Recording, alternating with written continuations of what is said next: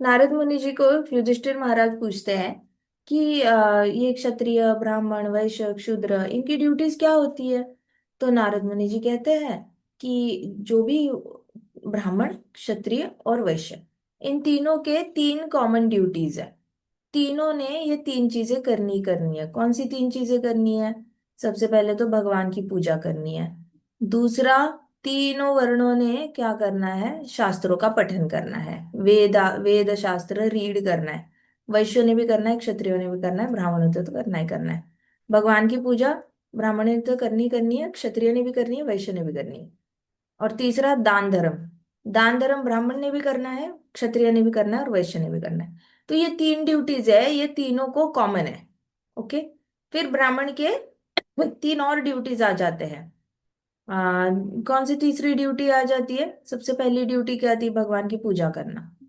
तो चौथी ड्यूटी में आता है दूसरों को भगवान की पूजा करना सिखाना, अर्च विग्रह डीटी वर्शिप सिखाना, इंड्यूस करना उनके अंदर। ठीक है। दूसरी ड्यूटी क्या थी? शास्त्र पढ़ना। तो दूसरों को शास्त्र सिखाना, ये उनकी पांचवी ड्यूटी हो जाती है। और तीसरी ड्यूटी क्या थी? दान देना। तो इनकी छठी ड्यूटी हो जाती है दान स्वीकार करना, गिफ्ट स्वीकार करना। तभी ऋषिकेश उस दिन मैंने आपको बुक भेजा था गिफ्ट में। आप बार बार पूछे जा रहे थे मुझे, माता जी कितना हुआ कितना हुआ। मैंने कहा छोड़ दो छोड़ दो परे, छोड़ दो एक बार वो टॉपिक ही छोड़ दो। मैं कितनी बार बोला आपको? So learn to accept gifts. Okay. Vaishnav और ब्राह्मण की ये क्वालिटी होती है कि वो ग्रेसफुली गिफ्ट्स एक्सेप्ट करता है। वो सामने वाले को बार बार नहीं बोलता कितने का है, मैं पैसे दे देता हूँ दे देता हूँ। ऐसा नहीं बोलना है बार बार। अगर वैष्णव को और ब्राह्मण को गिफ्ट मिलता है तो बहुत ही काइंडली स्वीटली ग्रेसफुल होके थैंक यू सो मच।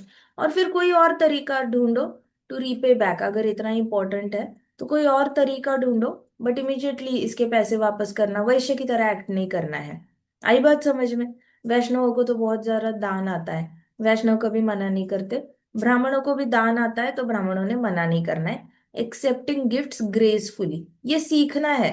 घर में कभी कभी बोला जाता है कि कोई देगा तो लेगा नहीं एंड ऑल दैट, बट जब आप हरि नाम ले ही रहे हो, जब आप शास्त्र पढ़ ही रहे हो, डीटी वर्शिप कर ही रहे हो, आप ऑलरेडी सारे वैष्णव के टिक लगा रहे हो, और आपको अगर कोई गिफ्ट आता है तो आपने मना नहीं करना है। आपने बड़ी ग्रेसफुली एक्सेप्ट करना है और फिर कोई और तरीका ढूंढना है उनको देने के लिए। आई बात समझ में? Got it? हमारे पास आते हैं भक्त, कुछ अगर लेके आते हैं तो हम भी ऐसे नहीं बोलते कि नहीं नहीं हमें नहीं चाहिए, क्यों लाया, कितने का लाया, इतना महंगा लेने की क्या जरूरत थी, आपने नहीं लेना चाहिए था इतना, हमारे पास तो ऑलरेडी है, बहुत सारे पड़े हैं, क्या लेने की जरूरत है। ऐसे किसी लोगों की आदत होती है, वैश्य कम्युनिटी की आदत है गिफ्ट्स को पैसों में तोलना। ठीक है। ये वैश्य करते हैं। लेकिन ये जो होता है ब्राह्मण और वैष्णव होते हैं, इनका काम नहीं होता गिफ्ट को पैसे में तोलना। अगर आता है कोई घर पे, कोई लेके आता है, आप जाते जाते उनको और रिटर्न में कुछ तो दे दो, रिटर्न गिफ्ट। ऐसे करके काइंडनेस में आदान प्रदान होता है। प्यार का आदान प्रदान है वो, काइंडनेस का आदान प्रदान है, ना कि पैसे का व्यवहार करने लग जाओ वैश्य की तरह। Got it? समझ आई बात? सबको समझ में आ गई ऋषिकेश? यस माता जी। शाबाश, वेरी गुड। तो एक्सेप्ट करना है। ठीक है। उसके बाद और जैसे आप हरे नाम लेते हो ना, तो दान धर्म तो होते ही रहते हैं, कहीं ना कहीं से दान आता ही रहता है। आप मना करते हो तो ये कृष्णा की मर्जी को मना करने वाला हो जाता है, क्योंकि कृष्णा को भर भर के देने का मन करता है आपको। और जब कृष्णा को भर भर के देने का मन करता है और आप मना करते हो तो ये कृष्णा को मना करने वाली बात है। फिर कृष्णा को अगर किसी चीज के लिए मना किया तो सबसे पहले कौन नाराज हो जाता है बताओ? कृष्णा को हम जब मना करते हैं तो सबसे पहले नाराज कौन होता है? राधा रानी। शाबाश। राधा रानी नाराज होती है। अर्जुन ने मना किया कृष्णा को लड़ाई करने के लिए, राधा रानी गुस्सा होगी। तो वैसे ही जब हम दान को मना करते हैं, वो आ तो रहा है कृष्णा के थ्रू ही आ रहा है। कृष्णा ने परमात्मा बनकर किसी के हृदय में इच्छा जागृत किया आपको देने के लिए, फिर वो वहां से वो चैनल बन के आ गया। अब आप मना करोगे तो कृष्णा तो ऐसे कुछ डिस्प्ले नहीं करेंगे, बट राधा रानी गुस्सा होके बैठ जाएगी। राधा रानी की तुम्हारे ये कैसे हुआ, हिम्मत कैसे हुई मना करने की? तो राधा रानी मना करती है, गुस्सा कर जाती है। सो ब्राह्मणों ने और वैष्णवों की सिक्स्थ ड्यूटी है टू एक्सेप्ट गिफ्ट्स एंड क्या था, गिफ्ट्स एंड चैरिटी ग्रेसफुली। बड़ी ग्रेसफुली एक्सेप्ट करना है। प्यार है, राजा अगर भेज रहा है कुछ, प्यार है उसका, वैश्य कुछ भेज रहे हैं तो वो प्यार है, उसको एक्सेप्ट करना है, ठीक है। नेक्स्ट है, नारद मुनि जी ने बताया कि ब्राह्मण जो होता है ना वो ये 6 ड्यूटी करता है। लेकिन ब्राह्मण ने क्या करना, नहीं करना चाहिए, कभी किसी के अंडर नौकरी नहीं करनी चाहिए। अगर ब्राह्मण किसी के अंडर नौकरी करता है तो वो क्षूद्र माना जाता है। तो क्या इसका मतलब जीव गोस्वामी जी रूपा गोस्वामी जी के अंडर सेवा कर रहे थे, क्या वो क्षूद्र हो गए? नहीं। ब्राह्मण दूसरे ब्राह्मण के अंडर सेवा दे सकता है शिष्य बनकर, लेकिन पैसे का आदान प्रदान लेकर सेवा नहीं कर सकता। ब्राह्मण ने सैलरी नहीं लेनी चाहिए, मंथली इनकम नहीं लेना चाहिए अगर वो कहीं अपने मास्टर, स्पिरिचुअल मास्टर को सेवा देता है तो। स्पिरिचुअल मास्टर अपनी मर्जी से कुछ दे देते हैं अपने शिष्य को तो अलग बात है। जैसे पुराने जमाने में आप मास्टर की सेवा करो, कृष्णा ने भी करी है, बलराम जी ने भी करी है। तो उनके गुरुदेव, गुरु माता जो थी, वो खाना बना के देती थी। क्या बोल रहे हो माता जी आप? Today's time mostly no one follows. So how we can decide no which varna we belong to? आजकल कोई फॉलो नहीं करता तो आप पे फॉलो करो। आपको डाउट है आप वैष्णव हो या नहीं हो? अगर आपको लग रहा है कि आप अभी तक वैष्णव नहीं बने हो तो बाकी वर्ण का फॉलो करो। लेकिन अगर आपको लग रहा है कि मैं हरे नाम लेती हूँ, मैं शास्त्र पढ़ती हूँ, मैं सारे वैष्णव एटिकेट्स को टिक लगाती हूँ, मैं इंटॉक्सिकेशन नहीं करती, मैं मीट ईटिंग नहीं करती, मैं क्रॉस फ्रेंडशिप नहीं करती, मैं गैम्बलिंग नहीं करती, मैं प्रभुपाद के रूल्स फॉलो करती हूँ, जितना जाप करना है कोशिश करती हूँ। अगर आपको थोड़ा भी कॉन्फिडेंस है ना अपने अंदर कि आई एम अ वैष्णवा, तो फॉलो करो जो वैष्णव ब्राह्मण के है, ठीक है। अगर आपको लग रहा है कि मैं वैष्णव का नहीं फॉलो कर रही हूँ पूरा, आई एम नॉट अ वैष्णव, ऐसे लग रहा है, तो आइडेंटिफाई करो कि किस वर्ण को बिलोंग करते हो based on your inclination of occupation. Inclination होता है, एक होता है कि आप जबरदस्ती डॉक्टर इंजीनियर बन जाते हो, आसपास के लोग बन रहे हैं इसलिए। दूसरा होता है कि मेरा इंक्लिनेशन क्या है, क्या मैं इंजीनियर बन के भी मैं शास्त्र पढ़ना पसंद करती हूँ, क्या मैं डॉक्टर बन के भी मुझे मंदिर में बैठ के शास्त्र पढ़ना पसंद है, क्या मुझे नॉलेज गेन करना बहुत पसंद है, तो ब्राह्मण वर्ण है। अगर आपको इंजीनियर डॉक्टर बन के भी आपको टेम्पल मैनेजमेंट करना बहुत पसंद है, लोगों को मैनेज करना पसंद है, हॉस्पिटल में डॉक्टर बन के सर्जरी करने से ज्यादा आपको हॉस्पिटल मैनेजमेंट अच्छी लगती है, डॉक्टर की ड्यूटी लगाना, नर्स की ड्यूटी लगाना, सैलरी का देखना, सिक्योरिटी का देखना। अगर आपको पीपल मैनेजमेंट अच्छी लगती है तो आप क्षत्रिय हो। और अगर आपको डॉक्टर बनने के बाद भी आपको फाइनेंस, अकाउंटिंग, इन्वेस्टमेंट्स और दवाइयाँ इंपोर्ट करना, एक्सपोर्ट करना, इस फार्मासिस्ट से लेना, उस फार्मासिस्ट से लेना, कम दाम में लेना दवाइयाँ, और कितने में पेशेंट को बेचनी है, ये सारे व्यवहार करना पसंद है आपको, आपकी पसंद के ऊपर है, तो आप वैश्य हो। और आपको हेल्प करना पसंद है, मतलब आपको खुद का हॉस्पिटल खोलने का कोई इंटरेस्ट नहीं है, लेकिन आप डॉक्टर हो तो आपको मन करता है कि किसी और डॉक्टर के हॉस्पिटल ज्वाइन करो और उसका एक स्पेसिफिक डिपार्टमेंट को मैं जाकर वहां पे मदद करूं, क्योंकि उनके पास बहुत सारे पेशेंट्स आते हैं और उनके पास इनफ डॉक्टर्स नहीं है, तो आपको मन करता है उनको मदद करने का, तो क्षुद्र हो। सो ऐसे करके अपना आइडेंटिफाई करो, हेल्पिंग पसंद है तो क्षुद्र है, ट्रेड करना, हिसाब किताब रखना पसंद है तो वैश्य है, उसके बाद पीपल मैनेजमेंट पसंद है तो क्षत्रिय है, रीडिंग करना पसंद है, ज्ञान अर्जित करना पसंद है, लर्निंग पसंद है तो ब्राह्मण है। लर्निंग और टीचिंग ये दोनों चीजें पसंद है तो ब्राह्मण वर्ण के हो। ये नेचुरली समझ में आ जाता है, अपना अपना पता करो। और अगर इसके भी परे जाना है तो चुपचाप हरि भक्ति करो। वैष्णव बन जाओगे तो एक वैष्णव ब्राह्मण नहीं होता, क्षत्रिय नहीं होता, वैष्णव कुछ भी नहीं होता इसमें से। जैसे भक्ति सिद्धांत सरस्वती महाराज ने कथा बताई थी कि एक पॉट है और उस पॉट को अगर ऊपर से सोने का पानी चढ़ाया तो हम ऐसे बोलेंगे क्या कि ये मिट्टी का मटका है सोने के पानी वाला, ये मिट्टी का मटका है सिल्वर के पानी वाला। लेकिन जो गोल्डन पॉट है उसको गोल्डन पॉट ही बोलेंगे, है ना। ओरिजिनल गोल्डन पॉट रहेगा, ऐसा नहीं कि उस गोल्डन पॉट के ऊपर कोई सोने का पानी चढ़ाया हुआ है, वो अंदर से भी सोना है, बीच में भी सोना है और बाहर से भी सोना है। पूरे सोने का घड़ा जो है, उसको हम ये नहीं बोलते कि मिट्टी का मटका विद सोने का पानी। लेकिन जो कहते हैं ना, अरे ये वैष्णव क्षत्रिय है, ये वैष्णव ब्राह्मण फैमिली से है, ये वैष्णव पंजाबी खत्री है, ये वैष्णव बंगाली ठाकुर है। I don't know what do they mean. Like भक्ति सिद्धांत सरस्वती महाराज को यही पसंद नहीं आता था वैष्णवों में, जब वो कहते थे कि अरे अरे ये देखो ये बंगाली ठाकुर आ रहे हैं। अरे what do you mean Bengali Thakur? वो वैष्णव है, हरि नाम ले रहा है। वैष्णव है तो गोल्डन पॉट तो गोल्डन पॉट रहेगा। आप ये नहीं बोल सकते कि मिट्टी के मटके को ऊपर से गोल्डन छवि चढ़ाई है। तो अगर वैष्णव हो तो कुछ भी नहीं हो, और अगर वैष्णव नहीं हो तो इन चारों में से कुछ तो हो। सिंपल सी बात है। ठीक है। और जब तक वैष्णव की डेफिनेशन अगेन, कि आप शुद्ध वैष्णव तभी बनते हो जब सारे रूल्स फॉलो कर रहे हो और तरीके से डेली जाप कर रहे हो। तो वैष्णव की डेफिनेशन इस पे नहीं खत्म होती कि दीक्षा लेने पर खत्म नहीं होती। वैष्णव की डेफिनेशन सिर्फ चार रेगुलेटिव प्रिंसिपल फॉलो करके पूरी नहीं होती। वैष्णव की डेफिनेशन तो वही है जो दिन रात हरि नाम याद करता है, भगवान के का स्मरण करता है, वही वैष्णव है। बाकी सब तो वैष्णव नहीं।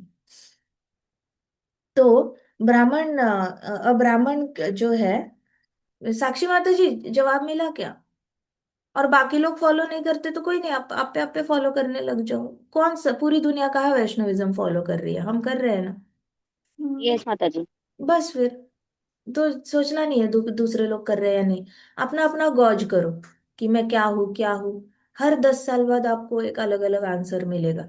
बचपन में ऐसे लगेगा अरे मैं क्षत्रिय हूँ, थोड़े बड़े हो जाओगे वैश्य हूँ, थोड़े बड़े हो जाओगे लगेगा ब्राह्मण हूँ। बाद में पता चलेगा मैं तो कुछ भी नहीं था, मैं हमेशा से ही वैष्णव था। है ना? ये भी चांसेस है। So yes. It is self discovery. Bhagavad Gita के सेकंड चैप्टर में ही बताया है। Your second chapter is self discovery. थोड़ा डिस्कवरी होती है सेकंड चैप्टर में आत्मा है, उसके बाद भागवतम में धीरे धीरे धीरे धीरे जैसे भक्ति में आगे बढ़ते हो आपको पता चल जाता है मैं तो वैष्णव ही हूँ। अननेसेसरी मैं अपने आप को इस कैटेगरी में डिवाइड कर रहा था, ऐसे करके। ठीक है। किसी किसी को पता नहीं, मैंने इसलिए पूछा था क्योंकि पहले कैसे होता था कि मतलब क्षत्रियास के कुल में जो भी आते हैं वो सारे क्षत्रियास ही होते थे, हाँ ऐसे ये फॉलो होता फैमिली। था ना। हाँ लेकिन आजकल मतलब हमें ही नहीं पता हमारे एंसेस्टर्स जो हैं वो कौन से वर्ण को तो बिलोंग वही करते ना, थे। एंसिस्टर पे जाना नहीं है, इंक्लिनेशन पे जाना है। यस, बस वही था कि वो हाँ। कैसे पता अभी करें। यस। सारे ही मिक्स हो गए ना प्रजातियां। यस। है ना? सारे मुगलों ने राज किया, पोर्तुगीज ने राज किया, ब्रिटिशर्स ने राज किया, उससे पहले भी कई सारे अटैक्स इधर उधर हुए हैं। सब मिक्स्ड हो चुका है। सो अपने इंक्लिनेशन के हिसाब से करना है। शुद्ध रघुवंशी, शुद्ध ये ऐसा कुछ बचा नहीं है, यदुवंशी रघुवंशी ऐसा कुछ बचा नहीं है अभी। यस माता जी, है ना? Thank you. ओके। यस माता जी। सबसे फनी तो वो है, कोई एक नाड़ी शास्त्र आता है, उसमें वो लोग कहते हैं कि आपका वंश ये है, पीछे जाके वो शिफ्ट हुआ था, फिर पीछे जाके वापस ज्वाइन हो जाता है, फिर पीछे बड़ा फनी रीडिंग है। मेरी एक क्लाइंट बता रही थी मुझे, उसने कुछ नाड़ी का वो रीडिंग किया था। तो ऐसा आना चाहिए ना कि आप इस वंश के हो, राइट, कंटिन्यूअसली। तो उन्होंने उसके निकाली रीडिंग, कहते आप इस वंश को बिलोंग करते हो, लेकिन यहाँ पे थोड़ा शिफ्ट आया था। उससे पहले आपका उधर था, उससे पहले इधर था। रहने दो। सो ये सब मिक्स्ड है। Now you have to go by your inclinations. पहले भी ऐसे ही था, इंक्लिनेशन के हिसाब से जाना चाहिए था, और जाते थे लोग। ऐसे बहुत ज्यादा ये नहीं करते थे, फोर्स नहीं करते थे अपना वर्ण बच्चों पे। बच्चों का अपना अपना इंक्लिनेशन उनको फॉलो करने दिया जाता था। ठीक है। बस कलयुग जैसे स्टार्ट हुआ तो बेचारे कर्ण जैसी केसेस निकली, एकलव्य जैसे केसेस निकली, जहाँ पे उनको अलाउ नहीं किया गया to embark on the journey beyond their family structure. तो वहीं से वो अनटचेबल वाला, अछूत वाला सिस्टम शुरू हो चुका था कलयुग में, तब से ही। तो कलयुग आएगा तो कलयुग अपने साथ काफी सारी बुराइयां लेकर आएगा। कलयुग अपने साथ इनजस्टिस लेकर आएगा, अन्याय लेकर आएगा, अपने साथ कई सारा ये लेके आएगा। क्या कहते हैं, फ्रीडम लेकर जाएगा, आप आपकी इच्छाएं कर्ब कर ये करते जाएगा। सो कलयुग में कई सारी चीजें चली जाती है। समृद्धि चली जाती है, सुख चला जाता है, शांति चली जाती है, आपके पास फ्रीडम होता है वो फ्रीडम चला जाता है, न्याय चला जाता है। तो काफी सारी अच्छी अच्छी चीजें कॉम्प्रोमाइज होती है, और उसका एग्जाम्पल हमने देखा ही था कर्ण और एकलव्य के इसमें। बट उससे पहले अगर आप देखो तो सब लोग इंक्लिनेशन के हिसाब से फॉलो करते थे। ठीक है। तो हमने देखा ब्राह्मण जो है, ब्राह्मण वो कभी भी ब्राह्मण ने कभी नौकरी नहीं करनी है, नहीं तो वो क्षूद्र बन जाएगा। ब्राह्मण शिष्य बन के सेवा दे सकता है विदाउट सैलरी। ऐसे कंसिस्टेंट इनकम नहीं होनी चाहिए, गुरु को कभी कुछ अच्छा लगा तो गिफ्ट में दे दिया तो ठीक है ले लो, लेकिन कंसिस्टेंट इनकम पे काम नहीं करना चाहिए। अगर आप टेम्पल में ब्रह्मचारी भी बनते हो और आपको कहते हैं कि हम हर महीने आपको 6,000 देंगे, तो चुपचाप मना कर दो, कहते कि नहीं नहीं मुझे ऐसा कुछ आप मंथली मत दो। जब भी मुझे कभी जरूरत पड़ेगी, मुझे लगेगा कि हाँ मुझे अमेरिका जाना है, किसी भक्त ने बुलाया है भगवत गीता का क्लास लेने के लिए, तो मैं फ्लाइट में बैठने के लिए या फिर वहां जाके टैक्सी करने के लिए मैं आपसे मांग लूंगा। अगर मुझे मुंबई से कहीं बुलाते हैं कन्याकुमारी, तो मुझे ट्रैवल में अगर कुछ पैसे लगेंगे तो मैं आपसे मांग लूंगा, और आपको भी पता होगा आप अपनी मर्जी से दे देना, लेकिन ऐसा मंथली मुझे कुछ मत दो। ऐसे करके खुद से ही बोलना है, क्योंकि टेम्पल का तो कर्तव्य है आपका केयर करना। आपको मंथली कुछ ना कुछ देने का वो कोशिश करेंगे कि आप कंफर्टेबल रहो और आपको किसी चीज की तकलीफ ना हो। लेकिन एज अ ब्राह्मणिकल क्वालिफिकेशन आपको पता होना चाहिए कि आपने मंथली सैलरी पे मंदिर में ऐसे कुछ ना ही करो तो बेहतर है, अगर ब्रह्मचारी बनते हो तो। अगर गृहस्थ बनकर कोई सेवा दे रहे हो और अगर टेम्पल डिसाइड करता है मंथली कुछ देने का तो ले लो, गृहस्थ को अलाउड होता है। लेकिन as a Brahmachari, as a ब्राह्मण, don't go for such kind of monthly system. ठीक है। बिना मांगे सो मिले खीर, मांगे सो मिले दूध, ऐसे याद रखना हमेशा। ज्यादा से ज्यादा डिपेंडेंसी कृष्णा पे बढ़ेगी। अभी ये हो गया ब्राह्मण का काम। अभी ब्राह्मण के बाद क्षत्रिय जो होता है, क्षत्रिय ब्राह्मण के सारे काम कर सकता है, बिल बस एक काम छोड़कर कि दान नहीं ले सकता वो किसी से। उसने उसको दान लेना परमिशन अलाउड है नहीं। एक बार अगर चस्का लग गया दान लेने का तो जबरदस्ती पैसा वसूली करी जाती है। और आप देखते ही हो आजकल बहुत ज्यादा हर जगह पैसा वसूली करते हैं। किसी ने पाव भाजी का स्टॉल लगाया तो तुझे रास्ते पे हम पाव भाजी बेचने दे रहे हैं ना, तो चल मंथली हफ्ता दे दे। तो हफ्ते की वसूली होना शुरू हो जाती है अगर क्षत्रिय के हाथ में दान वाला सिस्टम आ गया तो बहुत डेंजरस सिस्टम है, इसलिए क्षत्रियो को दान ही वर्ज्य है। दान लेना ही नहीं है, फ्री में किसी से कुछ लेना ही नहीं है, अपना अपना कमा के खाना है। तो आप देखोगे जिनका क्षत्रिय वर्ण होता है वो बहुत मुश्किल से दूसरों से कुछ हेल्प ले पाते हैं। दूसरों से वो खुद का ही करके उनको खाना होता है, खुद की रोटी खुद ही कमानी होती है, खुद के कपड़े भी खुद कमाने होते हैं, घर भी खुद करना होता है उनको। उनको सब कुछ अपना अपना खुद ही करना होता है। वो अपने माता पिता से भी लेने में रेजिस्ट करेंगे, किसी और से भी लेने में रेजिस्ट करेंगे। तो क्षत्रिय का ऐसे होता है कि वो ले नहीं पाता किसी से, और दान ले नहीं पाता। अगर क्षत्रिय वर्ण है तो वो कोशिश करने पर भी वो हाइपर इंडिपेंडेंट रहता है। हाइपर इंडिपेंडेंट मतलब वो हेल्प ही नहीं ले पाता किसी से। सो ये दान धर्म में he should not live at the cost of anybody, मतलब किसी और के टुकड़ों पे पलना भी नहीं है उसने, किसी और की मर्जी पे, किसी और की दया पे भी नहीं जीना है उसने। उसने खुद का खुद ही करना है, उसको वर्ज है। तो उसके वर्ण को ही वर्ज है। तो आपको सोसाइटी में ऐसे बहुत सारे लोग दिखेंगे जो गलती से भी किसी से कुछ लेते नहीं है, ले नहीं पाते, और एट द सेम टाइम वो उनको खुद ही सब कुछ अपना लाइवलीहुड देखना होता है। वो दूसरे की दया पे, दूसरे की भीख पे रह ही नहीं पाते। अगर टेम्पल ने बोल दिया कि चलो आप हमारे महाराज के शिष्य हो, आप आकर हमारे मंदिर में अपना वानप्रस्थ बिताओ, तो क्षत्रिय नहीं बिता पाएगा। वो कोशिश करके भी नहीं बिता पाएगा, वो दूसरे के अंडर रोटी खा ही नहीं पाएगा, उसके लिए बहुत मुश्किल हो जाएगा। ऐसे मैं बाहर का हरिद्वार काशी वगैरह का बोल रही हूँ, लेकिन वैष्णव के लिए तो ऐसा कुछ होता नहीं। वैष्णव एक्सेप्ट कर लेता है, अगर किसी को वानप्रस्थ ऐसे बिताना है तो वैष्णव कर लेते हैं। लेकिन जो प्योर क्षत्रिय है, जो अभी तक भक्ति के मार्ग पे पूरी तरह 100% नहीं है, तो उसको बहुत मुश्किल होती है हेल्प एक्सेप्ट करने में। ठीक है। उसके बाद वैश्य होता है, वो सारा वैश्य ने ब्राह्मणों की डायरेक्शन सुननी है, लेकिन एट द सेम टाइम उसने काउस का प्रोटेक्शन भी करना है। ट्रेडिंग करनी है तो वो काउ का ट्रेडिंग करे। ब्राह्मणों को भी अलाउड है गायों का बिजनेस करना, जैसे कि गायों का दूध निकालो, गायों को केयर करो, और गोमूत्र हो गया, उसका गोबर हो गया, उसका ट्रेड करो। और एक्स्ट्रा दही जम गया, पनीर जम गया, छाछ जम गई तो दे दो आप, और थोड़ा सा उसके बदले कुछ आ गया तो करो।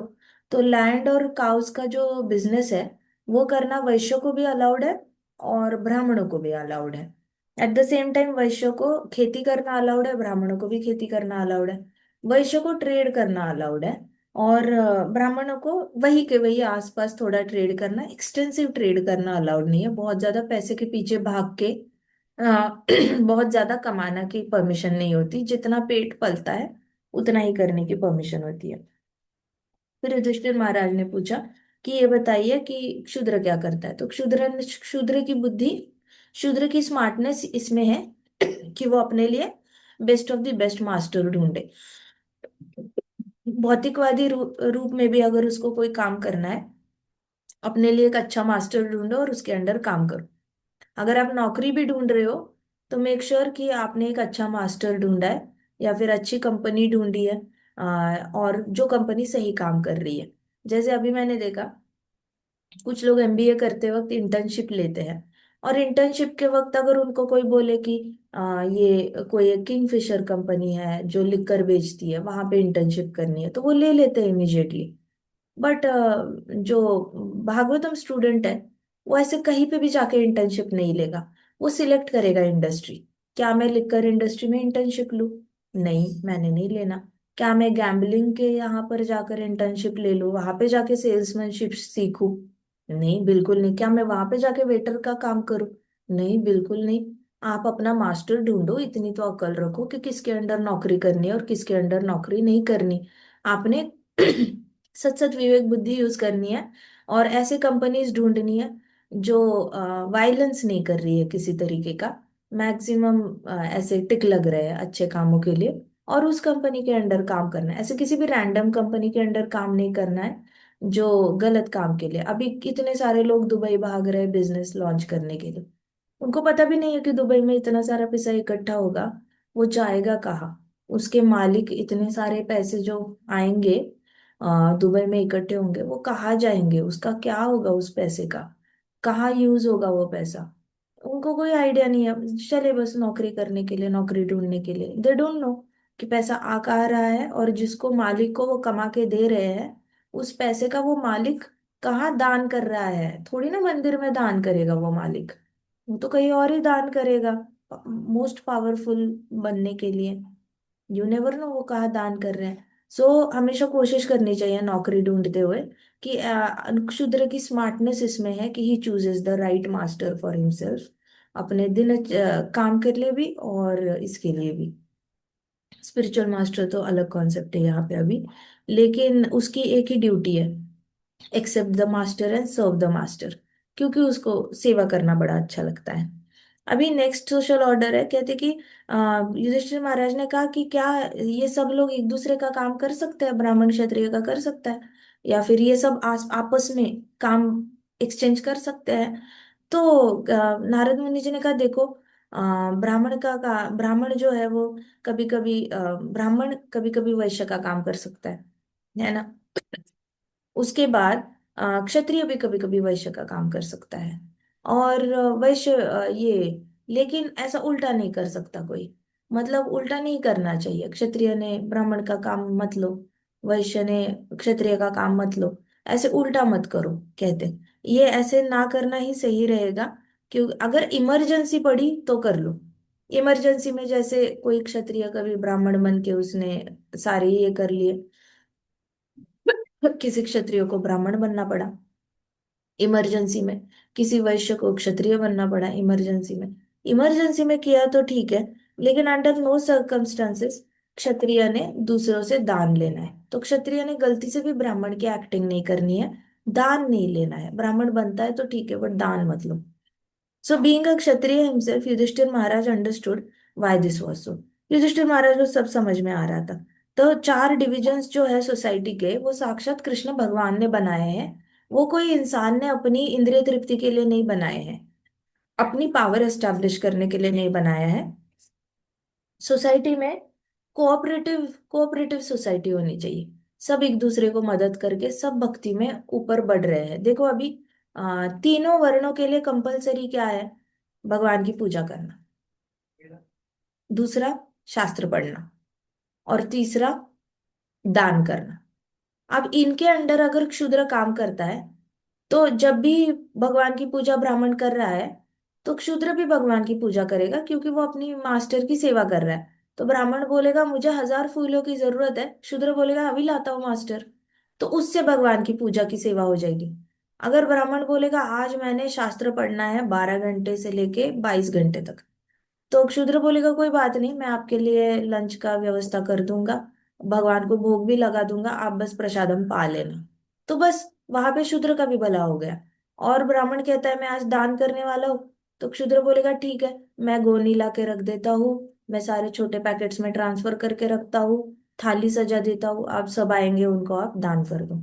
तो ब्राह्मण ने बस उठा के दान करना है, तो शूद्र का भी उसमें भला हो रहा है। सो इसी तरीके से क्षुद्र क्षत्रियो को भी कंट्रीब्यूट कर सकता है और वैश्य को भी कंट्रीब्यूट करके अपना मोक्ष प्राप्त कर सकता है।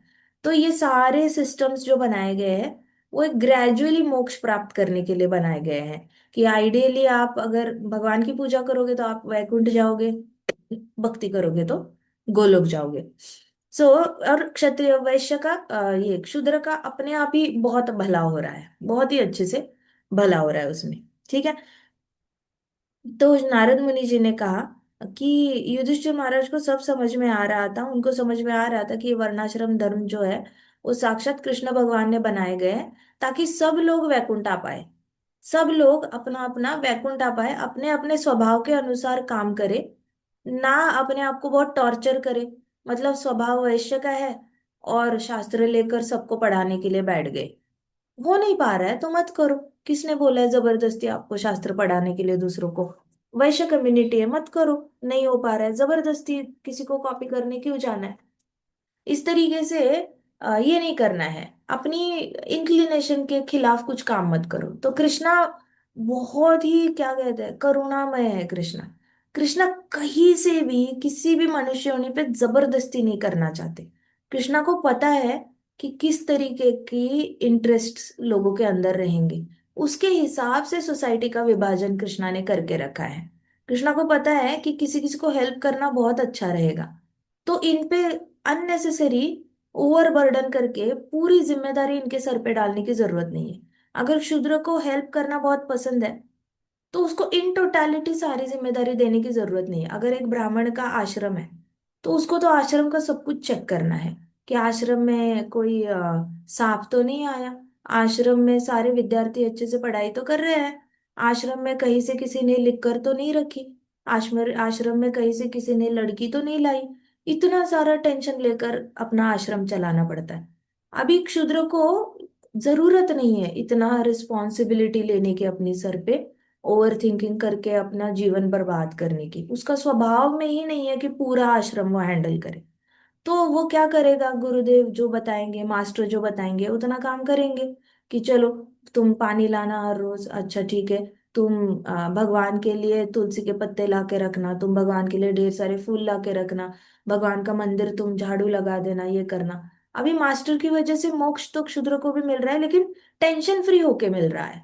उसको पूरे आश्रम की टेंशन लेने की जरूरत नहीं। अब वही जो ब्राह्मण है, वो ब्राह्मण को टेंशन इसलिए नहीं आता क्योंकि उसके स्वभाव में ही इजीली आश्रम का टेक केयर करना आ जाता है। वो बिना टेंशन का भी विद्यार्थियों को अच्छे संस्कार देके मेक श्योर कर सकता है कि उसके शिष्य कुछ गलत काम नहीं करेंगे। तो इस भरोसे के साथ वो अभी देखो ये हमारे द्रोणाचार्य हैं, उन्होंने तो कौरवों को हैंडल किया है, कौरव और पांडव एक साथ, इट इज लाइक अग्नि और पानी को एक साथ, दोनों एक दूसरे के कट्टर दुश्मन है। फिर भी द्रोणाचार्य संस्कार देते रहे, सारी विद्या पढ़ाते रहे। और प्लस वो उनको कौन सी विद्या पढ़ा रहे? शस्त्र विद्या। कोई भी कभी भी किसी एक दूसरे के साथ भिड़ सकता है, कभी भी। मतलब दुर्योधन इसमें गदा में इतना ज्यादा स्ट्रांग हो गया, कभी भी युधिष्ठिर महाराज के सर पे गदा मार के खत्म कर दे सकता है उसकी कंपटीशन। और अगर अर्जुन बहुत बलवान हो गया तीर मारने में, रात के अंधेरे में वो दुर्योधन का खुद खून कर सकता है। It is so risky to handle these children जो एक दूसरे के कट्टर दुश्मन है। और फिर भी द्रोणाचार्य टुक दैट रिस्क। इसका मतलब द्रोणाचार्य के पास कैपेबिलिटी है बिना टेंशन के इनको पालने की। लेकिन वही अगर किसी क्षुद्र को जिम्मेदारी दे दो, तो क्षुद्र टेंशन में ही रहेगा। रात भर वो सोएगा ही नहीं, पता नहीं कब कौन क्या प्लॉटिंग करे, कब क्या करे, मुझे रात भर सोना। तो वो अपनी नींद हराम करके तबीयत खराब कर बैठेगा, भगवान की भक्ति कब करेगा। सो कृष्णा इतने करुणामय है ना, कृष्णा को पता है किसका क्या इंक्लिनेशन है, उसके हिसाब से उसको उसको अपना अपना लेस टेंशन, कम टेंशन लेकर भक्ति करने का उसको मौका देना बनता है। सो कृष्णा इक्वल अपॉर्चुनिटी देते हैं, लेस स्ट्रेसफुल अपॉर्चुनिटी देते हैं। स्वभाव के अनुसार, अपने अपने स्वभाव के अनुसार अपना प्रोफेशन सिलेक्ट करो, तो कम टेंशन में बड़े ही निश्चिंत होकर जिंदगी जी सकते हो। कम टाइम काम कर सकते हो, ज्यादा टाइम भक्ति कर सकते हो।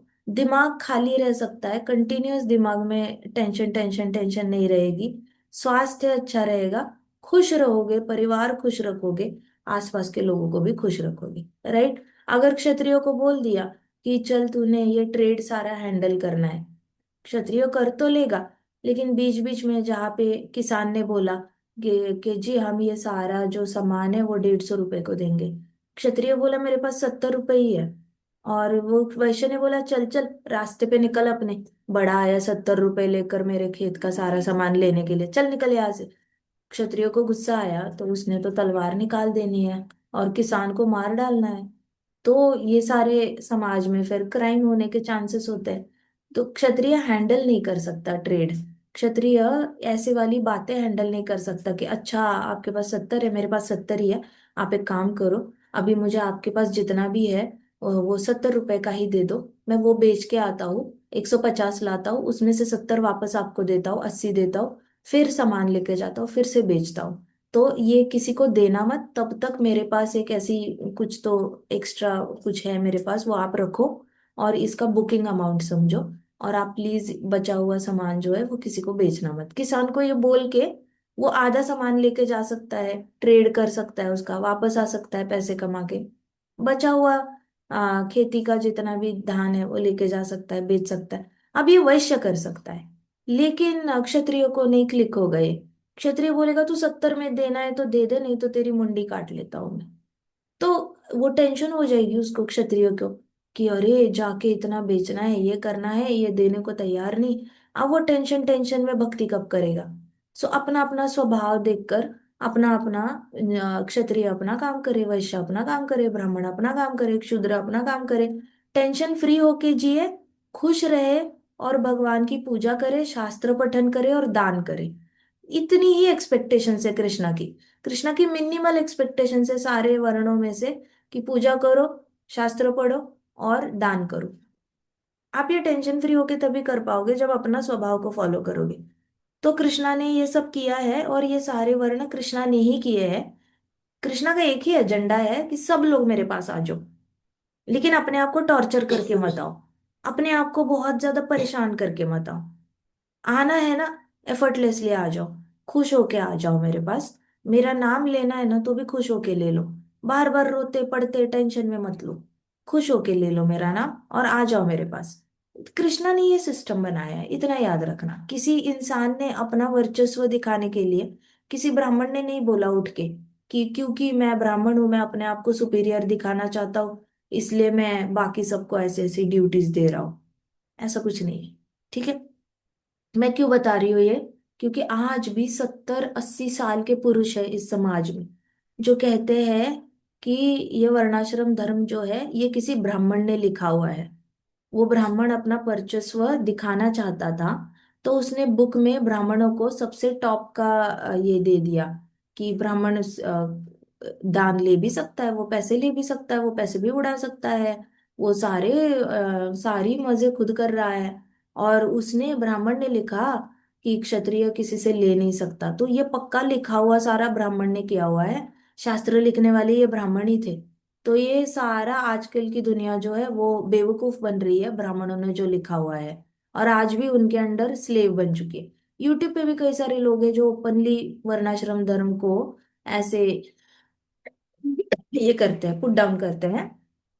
ऐसे तो ऐसे आसपास भी बहुत लोग मिलेंगे। जो वर्णाश्रम धर्म पे भरोसा इसलिए नहीं करते क्योंकि उनको लगता है कि ये वर्णाश्रम धर्म ब्राह्मणों के फेवर में है।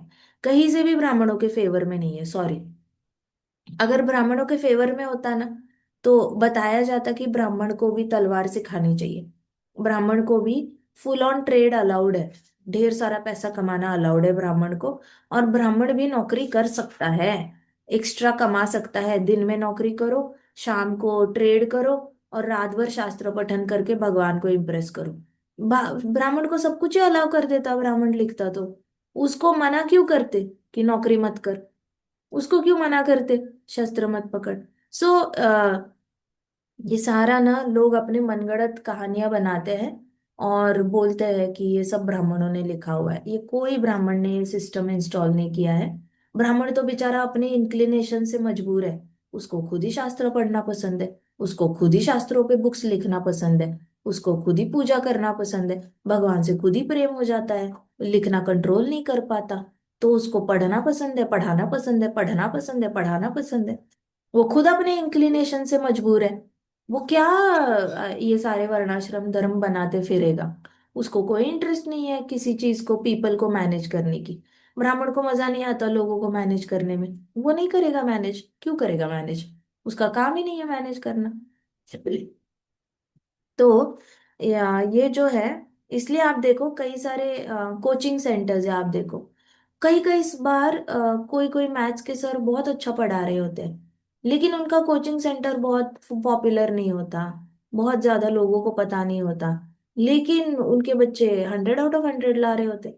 और कोई कोई कोचिंग सेंटर का नाम बोलबाला पूरी दुनिया में होता है, सबको पता होता है ये कोचिंग सेंटर बहुत ज्यादा आईआईटी के बच्चे क्रैक कराता है एंड ऑल दैट। तो कहीं ना कहीं पीपल मैनेजमेंट स्किल चाहिए ना, तो उसके अंडर पीपल मैनेजमेंट स्किल है। ये ब्राह्मण है, इसको सिर्फ पढ़ना और पढ़ाना, वो शुद्ध ब्राह्मण, कोर कोर ब्राह्मण कैटेगरी में आ गया, जो बहुत ज्यादा पब्लिसिटी वो कर नहीं पाता, या फिर उसका इंटरेस्ट नहीं आता पब्लिसिटी करने में। और दूसरा कोचिंग सेंटर है, वो पब्लिसिटी करने के लिए किसी वैश्य को हायर करता है, और वैश्य पब्लिसिटी करता फिरता है, और वहां का ब्राह्मण सिर्फ पढ़ता है पढ़ाता है, पढ़ता है पढ़ाता है, पढ़ता है पढ़ाता है। सो ये दोनों में दोनों अच्छे सर है, लेकिन एक सर दुनिया को पता ही नहीं है, और एक सर दुनिया, पूरी दुनिया इनको जानती है। तो ये फर्क होता है वर्णाश्रम में। सो ये वर्ण जो बनाए गए हैं, ये कृष्णा ने बनाए हैं कि सब लोग एक दूसरे को हेल्प करो, सब अपने अपने एम्बिशन के हिसाब से एक दूसरे को हेल्प करो, लेकिन सब लोग पूजा करो, सब लोग शास्त्र पढ़ो, और सब लोग दान करो, एक दूसरे को दान करो, आपस में खुश रहो, और मेरे पास आ जाओ। थोड़ी देर के लिए जा रहे हो ना पृथ्वी पे, थोड़ी देर के लिए क्यों ना हो, लेकिन थोड़े इंसानों की तरह जियो, एनिमल्स की तरह झगड़ा मत करो, और फिर मेरे पास आ जाओ। कोऑपरेशन के लिए बनाए गए हैं। ये सारे वर्ण जो होते हैं उसकी स्पेसिफिक क्वालिटीज होती है और कैरेक्टरिस्टिक्स होते हैं, और वो बेस्ट सूटेड होते हैं। हर मनुष्य किसी ना किसी वर्ण को बिलोंग करता है। कृष्णा की ये देखो क्रिएटिविटी, एक भी ऐसा मनुष्य नहीं है जो माइनस वर्णाश्रम है। हम कह सकते हैं कि अरे ये ग्रीक है, ये लैटिन है, ये है, वो है, लेकिन मनुष्य योनि को वर्णाश्रम अलाउ अप्लाइड है।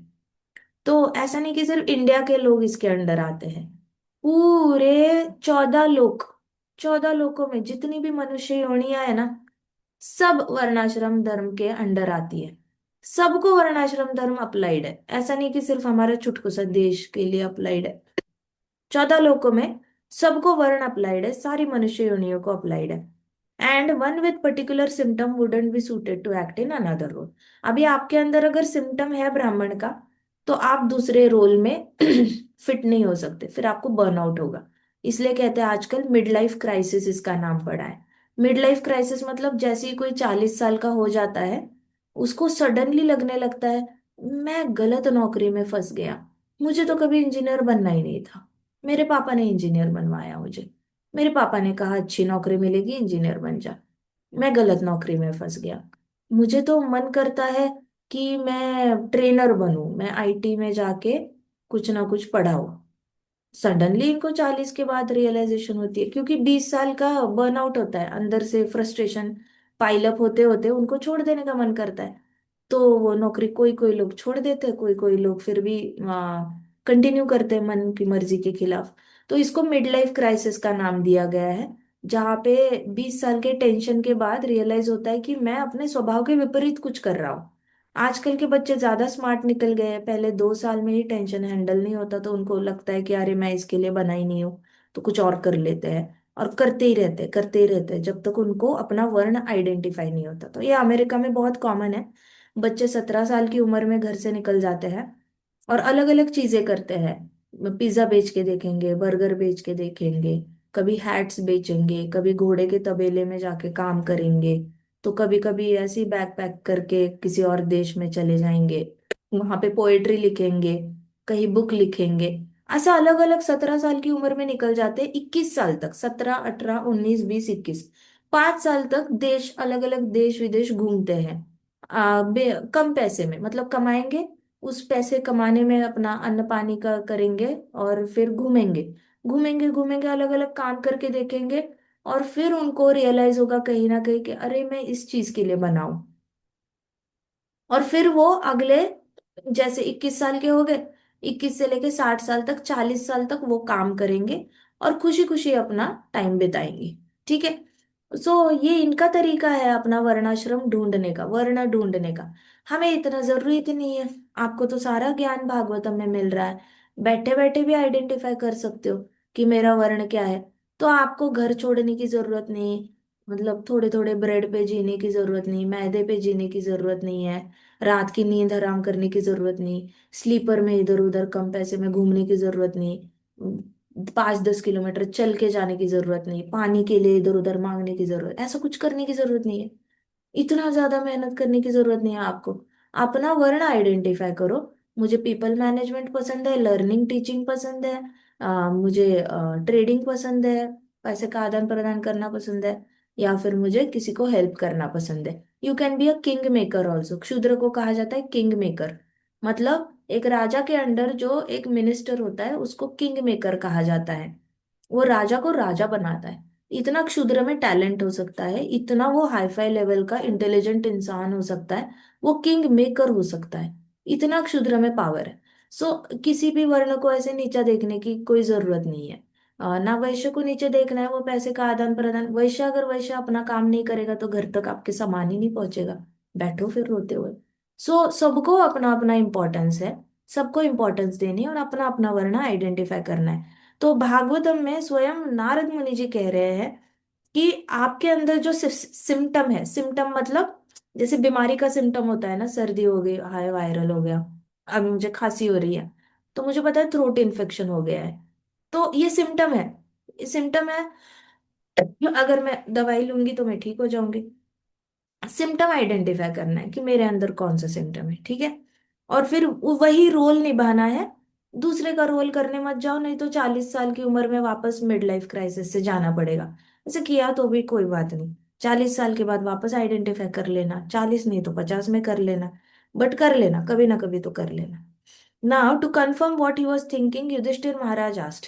अभी युधिष्ठिर महाराज ने पूछा कि तुम्हारे symptom what are the symptoms of each of the varnas that make them most suited to act in that varna. तो युधिष्ठिर महाराज ने पूछा ऐसे कौन से साइंस होते हैं, सिम्टम होते हैं हर वर्ण के, जिससे कि आपको पता चलता है कि मैं किस वर्ण में एक्ट करूं।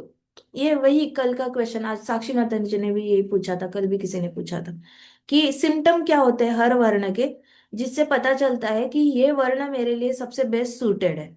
तो नारद मुनि जी ने कहा, देखो ब्राह्मण जो होते हैं ना, उनको अपना मन कंट्रोल करना बड़ा पसंद होता है, अपने इंद्रिय भी कंट्रोल करना पसंद होता है। उनको अननेसेसरी एक्स्ट्रा एंजॉयमेंट करना उनसे डाइजेस्ट नहीं होता, मतलब वो ज्यादा एंजॉय कर नहीं पाते। उनको मन कंट्रोल करके ज्यादा एंजॉयमेंट मिलती है, इंद्रियों को कंट्रोल करके भी ज्यादा एंजॉयमेंट मिलती है। आपने देखा है ना, कुछ लोग कहते हैं कि जी हम बड़े वेजिटेरियन हैं, हम कभी ये ऐसे काम नहीं करते, हम बड़े वेजिटेरियन हैं। तो उनको वेजिटेरियन होके मजा आ रहा है ना। तो उनकी एंजॉयमेंट किस में है, सेंस कंट्रोल और माइंड कंट्रोल में है। तो ब्राह्मण जो होते हैं वो माइंड कंट्रोल करते हैं, सेंस कंट्रोल करने में उनको बहुत अच्छा लगता है। उसके बाद उनको तपस्या करना भी बड़ा अच्छा लगता है, ऑस्टेरिटी करना, तपस्या करना पसंद है, और पिनन्स करना, मतलब कुछ ना कुछ त्याग करना अच्छा लगता है। कुछ लोग कहते हैं ना, शादी बड़ा ये है, शादी में बहुत त्याग है, शादी में बहुत त्याग है, उनको त्याग बहुत अच्छा लगता है। उनको बहुत तपस्या करना पसंद है। 10-10 घंटे यज्ञ में बैठ जाएंगे, 5-5 घंटे मेडिटेशन करेंगे, या फिर हमारे जैसे 12-12 घंटे। वैष्णव उसमें नहीं आते, बट ब्राह्मणों को तपस्या और पेनांस करना बहुत अच्छा लगता है। उसके बाद ब्राह्मणों को क्लीन रहना पसंद होता है। वो कपड़े थोड़े भी गंदे हो जाए तो चेंज कर देंगे, थोड़े भी गंदे हो जाए वॉशिंग मशीन में डाल देंगे धोने के लिए। तो उनको गंदे कपड़े हैंडल नहीं होते उनसे। घर भी गंदा हैंडल नहीं होता, उनको घर भी साफ चाहिए, कपड़े भी साफ चाहिए, फर्नीचर भी साफ चाहिए, पर्दे भी साफ चाहिए, लिनन कर्टन सब कुछ ही साफ चाहिए। उनको गंदगी पसंद नहीं आती। फिर ब्राह्मणों का सिम्टम क्या है? आप ब्राह्मण हो, इसका सिम्टम क्या है? आप नॉर्मली संतुष्ट रहते हो। More than half the time आप ऐसे हैप्पी रहते हो। आपके दिमाग में बहुत ज्यादा ऐसे घोड़े नहीं दौड़ते कि मुझे ये चाहिए वो चाहिए ऐसा। आप 75 to 80-90% आप संतुष्ट रहते हो। बीच बीच में आपको बहुत ज्यादा घोड़े दौड़ते हैं कि मुझे ये भी चाहिए वो भी चाहिए ऐसे करके, बट आप कंटिन्यूअस उस फेज में नहीं रह पाते। उसके बाद ब्राह्मण सिंपल होते हैं। अगर आपके अंदर सिम्टम है सिंपलिसिटी का, किसी भी चीज को तोड़ मरोड़ के उसका एक अलग ही मीनिंग निकालना, मतलब किसी ने अगर स्माइल नहीं दिया आज वॉक पे, तो तोड़ मरोड़ के उसका मीनिंग निकालना, ऐसा नहीं है। सिंपल होते हैं, बड़े सिंपल हार्टेड होते हैं। बहुत ज्यादा उसका ये नहीं करते, मिस इंटरप्रेट नहीं करते किसी चीज को। और खाना भी उनका सिंपल होता है, थाली भी सिंपल होती है, कपड़े भी सिंपल होते हैं। तो उनको सिंप्लिसिटी बड़ी अच्छी लगती है। दूसरा सिम्टम है ब्राह्मण होने का, मर्सीफुल। उनको बड़ी जल्दी दया आती है लोगों पर। किसी को दुख में देखे तो उनको जल्दी से दया आ जाती है और उनको हेल्प करने का मन करता है। फिर आपके अंदर अगर ये सिम्टम हो सच बोलने का, तो आप ब्राह्मण हो।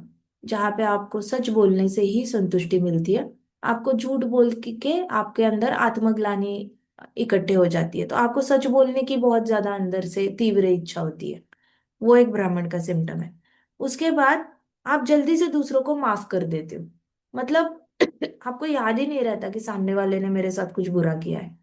आपके अंदर आप मतलब आज ये हुआ, दूसरे दिन आपके ज्यादा आप ये नहीं करते, इजीली माफ कर देते हो। तो ये आपका ब्राह्मण होने का सिम्टम है। उसके बाद आपके पास बहुत ज्ञान होता है, ढेर सारा ज्ञान होता है। अगर आपके पास ढेर सारा ज्ञान है तो वो भी एक सिम्टम है कि आप ब्राह्मण हो। उसके बाद आपको संपूर्ण शरणागति लेना कृष्ण की बड़ी पसंद आती है। सुप्रीम लॉर्ड की संपूर्ण शरणागति लेना, मतलब कंप्लीटली कृष्णा पे डिपेंड रहना। अपनी इच्छाओं को पूरा करने के लिए भी पूरी तरह कृष्णा पे ही डिपेंड रहना। इधर उधर लोगों पे डिपेंड नहीं रहते आप, देवी देवताओं पे डिपेंड नहीं रहते, बच्चों पे डिपेंड नहीं रहते, माता पिता पे डिपेंड नहीं रहते, ना ही आप अपनी करतूतों पे। जैसे क्षत्रिय कहता है ना मैं आप खुद करूंगा, ब्राह्मण कहता है कृष्णा को दो, कृष्णा दे दो, देना है तो दे दो, नहीं देना तो नहीं दे दो। ऐसे करके संपूर्ण शरणागति कृष्णा की लेते हैं। अगर ये सिम्टम है आपके पास तो आप ब्राह्मण हो। ठीक है।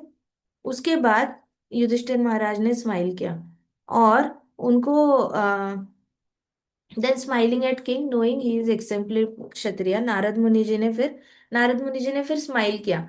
और युधिष्ठिर महाराज को उनको पता था युधिष्ठिर महाराज एकदम क्या है, परफेक्ट क्षत्रिय है। अभी जो भी गुण बताए वो ब्राह्मण के बताए। तो ऑब्वियसली युधिष्ठिर महाराज इतने जल्दी रिलेट नहीं कर पाएंगे, क्योंकि युधिष्ठिर महाराज हाँ, it is difficult for him to forgive Kauravas. कौरवों ने जो उनकी माँ को मारने की कोशिश की है, तो माफ करना थोड़ा सा मुश्किल ही है। तो उनको याद है ना सब कुछ, याद है कि माँ को कितना टॉर्चर किया, फादर को कितना ये किया, सब कुछ याद है उनको। तो फिर माफ करना, मेरे छोटे भाई को खीर दे के मारने की कोशिश की। युधिष्ठिर महाराज ने सब कुछ ऐसे इकट्ठा करके रखा है अपने मस्तिष्क में। सो अभी तक उनके पास फॉरगिवनेस आई नहीं है। तो युधिष्ठिर महाराज को पता चल गया कि मेरे अंदर, मैं तो क्षत्रिय ही हो सकता हूँ, ये सारे गुण मेरे अंदर अभी तक है नहीं। फिर नारद मुनि जी ने कहा क्षत्रिय कैसे होता है? अभी क्षत्रिय बहुत इन्फ्लुएंशियल होता है, मतलब उसका जो शौर्य होता है, उसकी जो स्ट्रेंथ होती है, वो दूसरों को उनके उसके जैसा पावरफुल बनने की बहुत मन करता है। क्षत्रिय को देखते ही दूसरे लोग इन्फ्लुएंस हो जाते हैं और उनके अंदर इच्छा हो जाती है कि मैं इसकी तरह बनूं। कि उसकी शक्ति देखकर उनका बहुत ज्यादा शक्ति से बाकी लोगों को आइदर ईर्ष्या हो सकती है, या फिर इन्फ्लुएंस हो सकते हैं, इंस्पायर हो सकते हैं, लेकिन कुछ ना कुछ इम्पैक्ट तो लोगों पे होगा क्षत्रिय का। उसके उसके शक्ति से, बाहुबल से लोग बहुत इन्फ्लुएंस होते हैं। उसके बाद अगर आपके पास वैसा कोई गुण है जहाँ पे आपकी स्ट्रेंथ को देखकर लोग आपसे बहुत इन्फ्लुएंस होते हैं, तो आप क्षत्रिय हो। फिर आपके अंदर दूसरा गुण होता है कि यू आर अनकॉन्करेबल, मतलब आप पे कोई जीत नहीं सकता, हर चीज में आप ही जीतते हो, तो आप क्षत्रिय हो।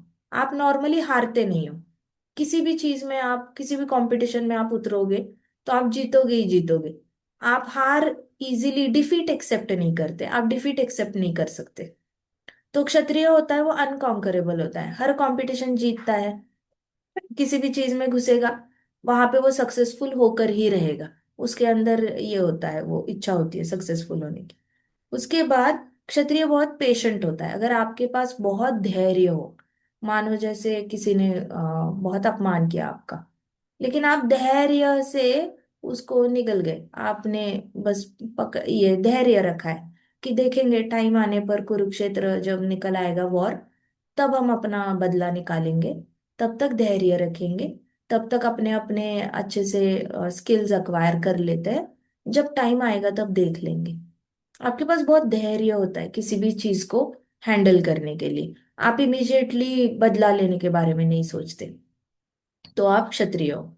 उसके बाद आप चैलेंजिंग, आपको चैलेंजेस बहुत अच्छे लगते हैं। अगर आपके लाइफ में कोई स्ट्रगल आता है, कोई मुश्किलें आती है, तो आप उसको बहुत पॉजिटिवली लेते हो कि वाह, ये चैलेंज आया, चलो अभी इसको सॉल्व करते हैं, सॉल्व करने में बड़ा मजा आएगा।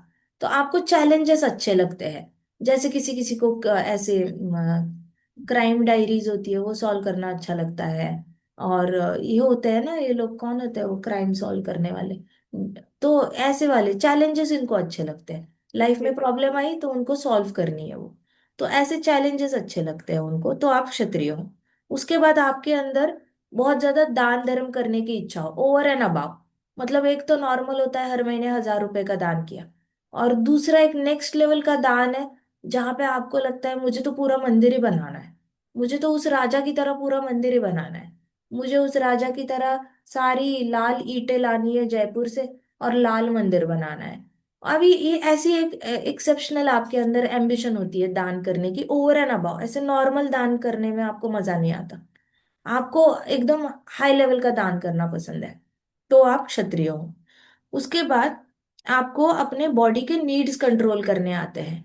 मतलब जब आपके सामने बहुत सारा अन्न पानी रखा है, 56 भोग रखा है, तो आप खा लोगे। लेकिन जिस दिन आपके सामने टेबल पे कुछ भी नहीं होना, तो आप तड़प के मरोगे नहीं। आपको बहुत अच्छा आपकी जो जठर अग्नि है उस पे कंट्रोल लाना, आपका माइंड पावर बहुत स्ट्रांग होता है, जिससे कि आप बिना खाने के और बिना पानी के भी काफी लंबे टाइम तक जिंदा रह सकते हो। आपकी विल पावर बहुत स्ट्रांग होती है, तो इस तरीके से आप रह सकते हो बिना बॉडीली नीड्स के भी। ऐसा कोई ये नहीं है, जब होगा तब आप एंजॉय करोगे, जब नहीं होगा तब आप मरोगे नहीं उसके बिना। You have good control over bodily needs. इसलिए कई सारे राजा महाराजा 1,1 हजार साल तक तपस्या कर पाते थे एक पाँव पे खड़े होकर। उनको तकलीफ नहीं होती थी कि खाना नहीं मिल रहा, पानी नहीं मिल रहा, बच्चे वाइफ इनके साथ खेलने को नहीं मिल रहा। ऐसा कोई नहीं, इनका माइंड कंट्रोल बहुत स्ट्रांग होता है, विल पावर बड़ी स्ट्रांग होती है। अगर ऐसा कुछ है तो आप क्षत्रिय हो। उसके बाद क्षत्रिय फॉरगिविंग बड़ा होता है। दे आर फॉरगिविंग, वो माफ भी कर पाते हैं, लेकिन थोड़ा सा टाइम लेते हैं। तो फॉरगिव कर पाते हैं, लेकिन उनके पास सामने वाले ने शरणागति लेनी चाहिए।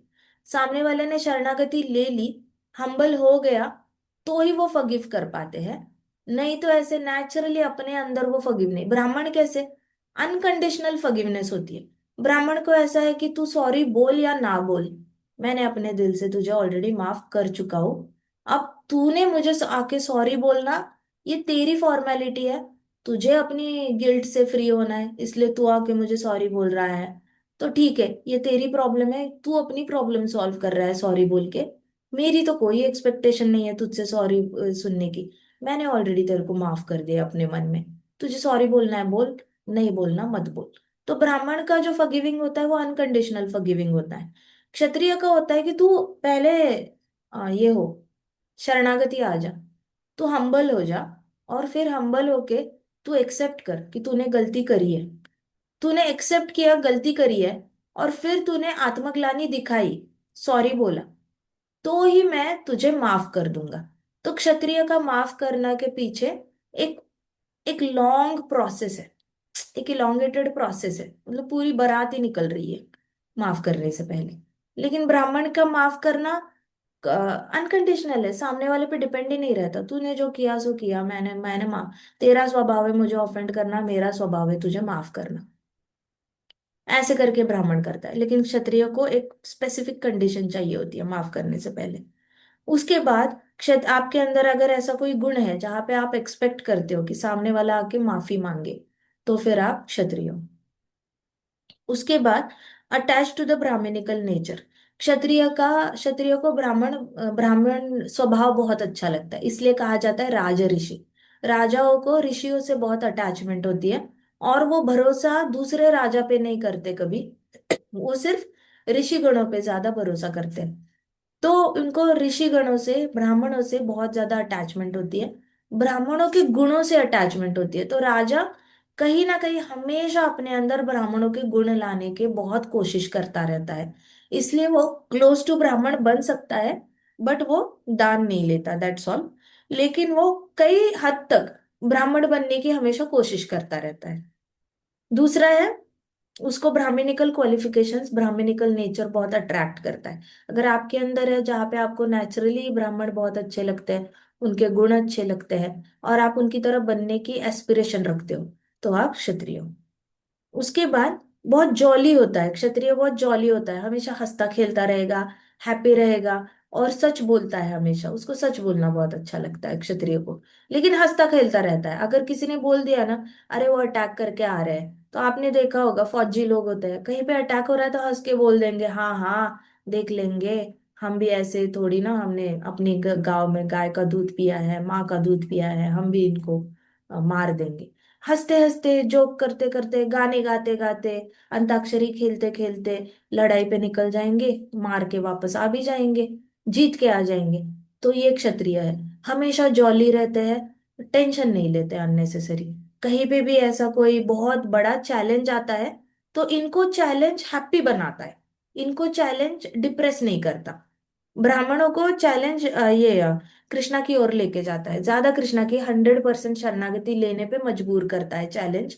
लेकिन क्षत्रियो को चैलेंज ही हैप्पीनेस देता है, वो और ज्यादा जॉली हो जाता है, और ज्यादा हैप्पी होके चैलेंज को एक्सेप्ट करता है। तो अगर आपके अंदर ऐसा कुछ गुण हो जहाँ पे चैलेंज आते ही आपको बहुत मजा आता है, हंस हंस के उसको सॉल्व कर लेते हो, तो आप क्षत्रिय हो।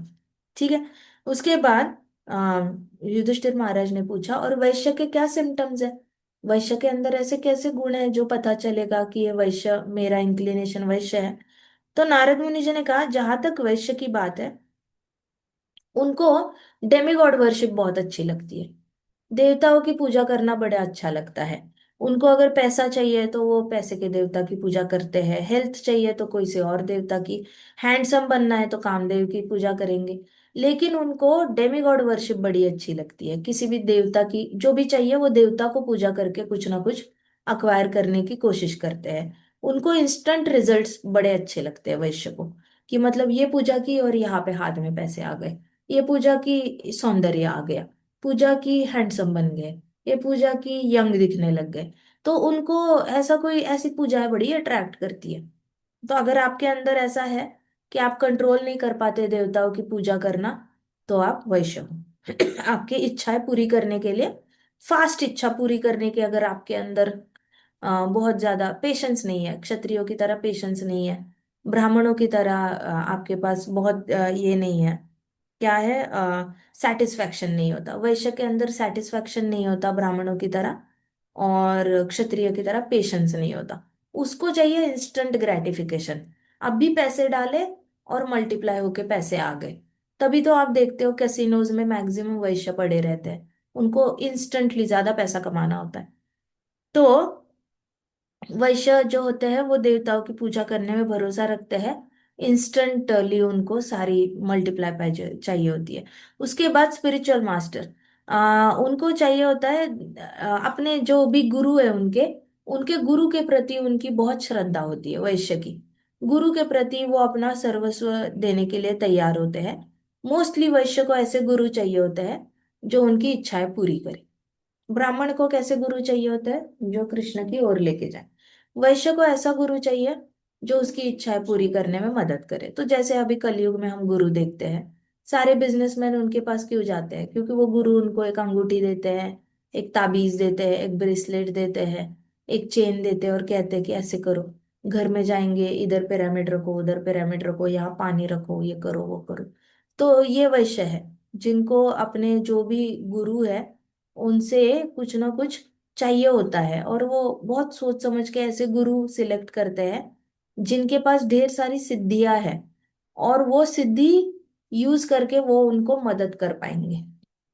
तो वो गुरु ऐसे सिलेक्ट करते हैं।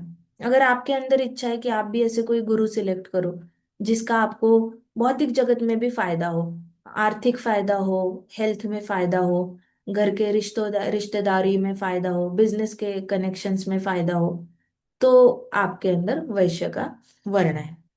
उसके बाद they try to advance in religious principles. इनके अंदर इच्छा होती है अ, आध्यात्मिकता फॉलो करने की।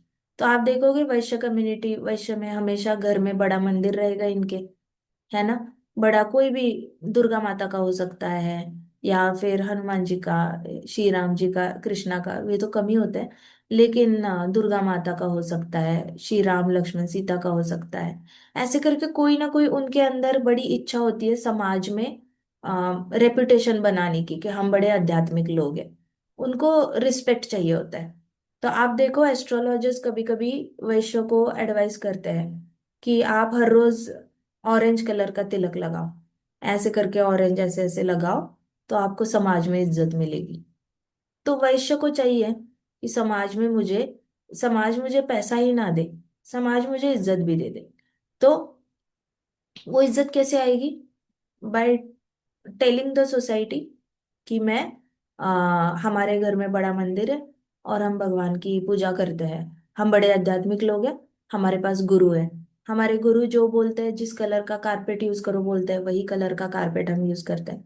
हमारे गुरु कहते हैं मंडे को ऑरेंज पहनो, ट्यूसडे को ब्लू पहनो, वेनसडे को ग्रीन पहनो, थर्सडे को बेज कलर का शर्ट पहनो, हम वही पहनते हैं। हमारे गुरु बोलते हैं पंचांग के अनुसार सारी डील जो है बुधवार को ही करनी चाहिए, तो हम बुधवार को ही करते हैं। हमारे गुरु कहते हैं बाहर परदेश जाना है, बाहर के कंट्री में जाना है, तो शुक्रवार को ही निकलना है, तो हम शुक्रवार को ही निकल जाते हैं। तो ये होता है इनका सारा सेटअप।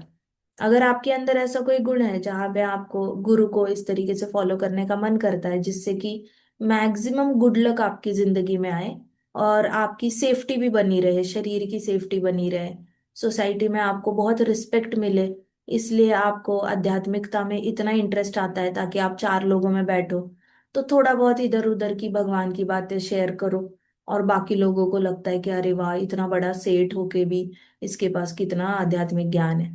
तो आपके अंदर अगर वैसी वाली इच्छा है तो आप वैश्य हो। आपके अंदर अगर ऐसी इच्छा है कि मुझे लोग एक अच्छा इंसान करके जाने, तो आप वैश्य हो।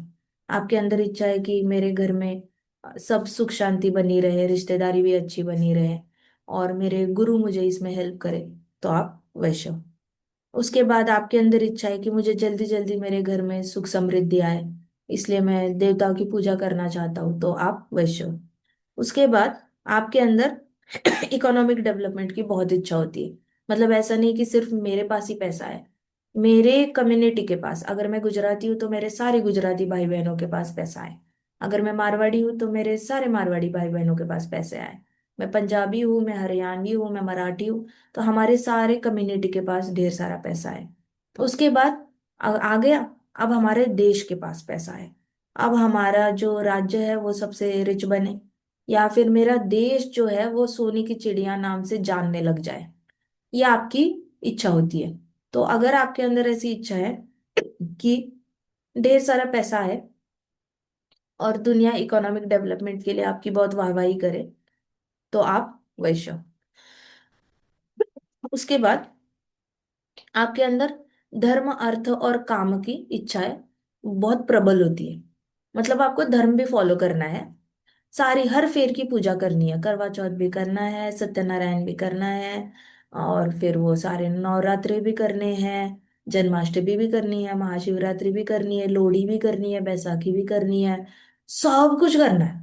पूरे साल के सारे फंक्शंस आपको, रिलीजियस फंक्शंस आपको फॉलो करने हैं। धर्म का बहुत आपके अंदर इंद्रिय तृप्ति करने के लिए इच्छा होती है। अर्थ, पैसा कमा के इंद्रिय तृप्ति करने की इच्छा होती है। उसके बाद काम, काम मतलब हर फेर की सारी इच्छाएं पूरी।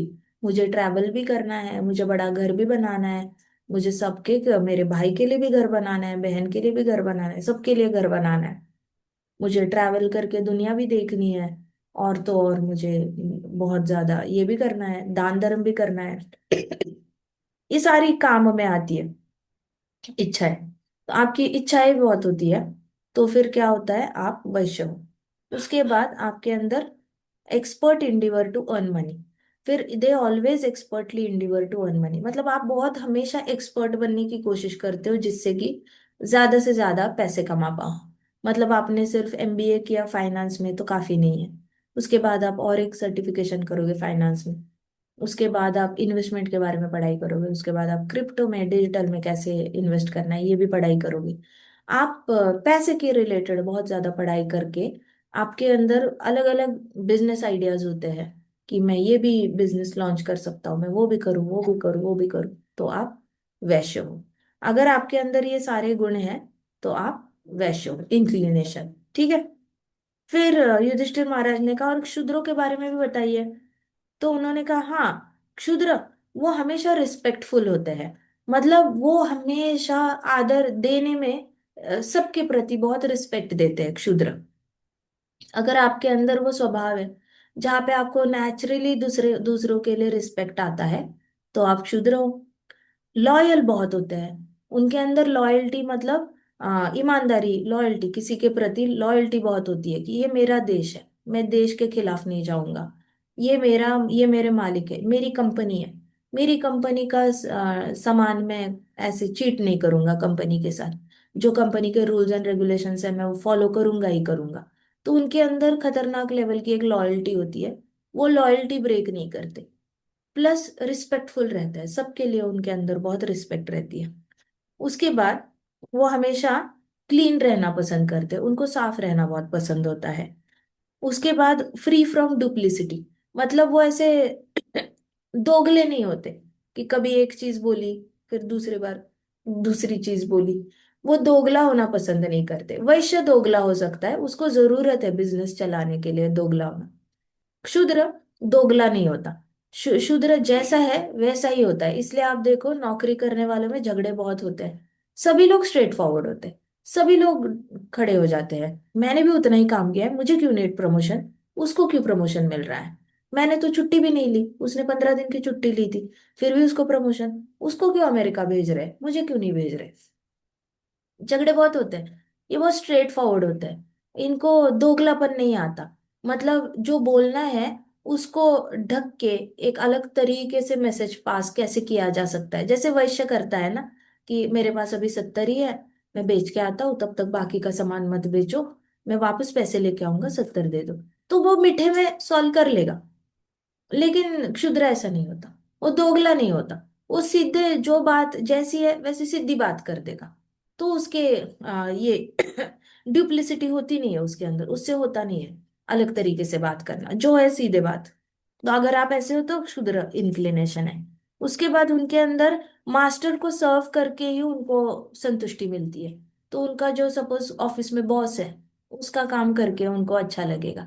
अगर कोई फैशन डिजाइनिंग कर रहा है, लेकिन फैशन डिजाइनिंग में उसका बॉस दिल्ली में बैठ रहा है और वहां से डिजाइन आए हैं, और यहाँ पे ये अपना अपना एक छोटा यूनिट चला रहा है, तो वही डिजाइन उसने बहुत बारीकी से काटना है। उस डिजाइन में वो कुछ भी गलत नहीं करेगा, वैसे की वैसा लॉट वो फिर दिल्ली भेज देगा। तो ये एक शूद्र की क्वालिटी है कि उसको अपने मालिक की सेवा करके, जैसे भी एक्सपेक्टेड है वैसे सेवा करके best of the best job करना उसको बहुत अच्छा लगता है।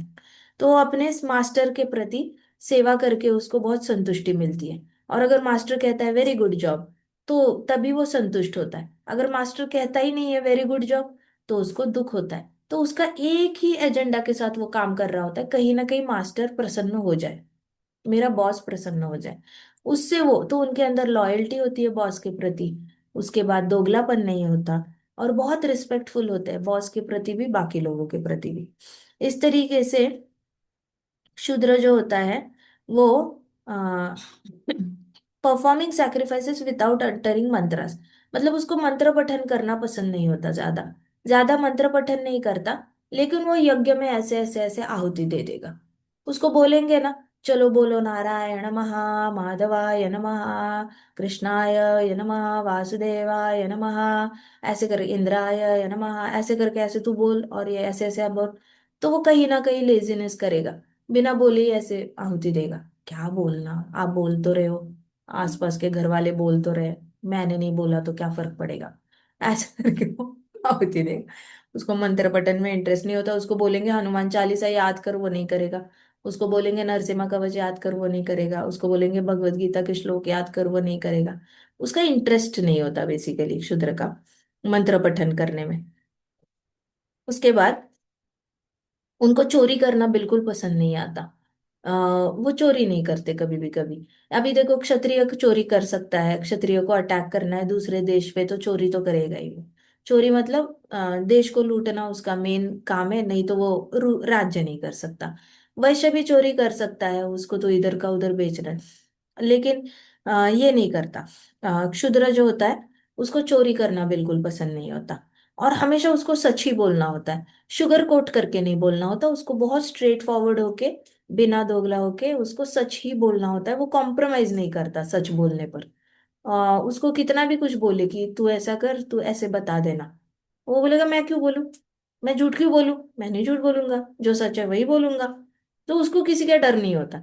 वो जो सच है वो इतना सिंसियर होके सच बोलता है कि उसके उसको रिperकशंस, किसी ने बोला तू ऐसा बोला तो तेरा प्रमोशन कैंसिल हो जाएगा, तूने अगर जाके सच बोला तो तेरी सैलरी देखी जाएगी, बाद में देखा जाऊंगा, मैं नौकरी छोड़ दूंगा अगर ऐसे सच बोलने से मेरी नौकरी जा रही है तो मैं नौकरी छोड़ दूंगा, लेकिन मैं झूठ नहीं बोलूंगा।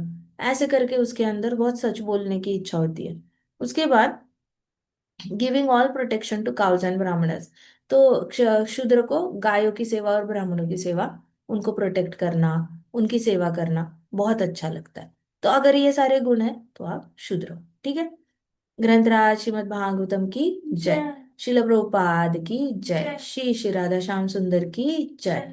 श्री श्री कृष्ण बलराम की जय। वृंदावन धाम की जय। समस्त भक्त वृंद की जय। हरे कृष्णा कृष्णा कृष्णा हरे हरे, हरे राम राम राम हरे हरे। हरे कृष्णा महासंकीर्तन यज्ञ की जय।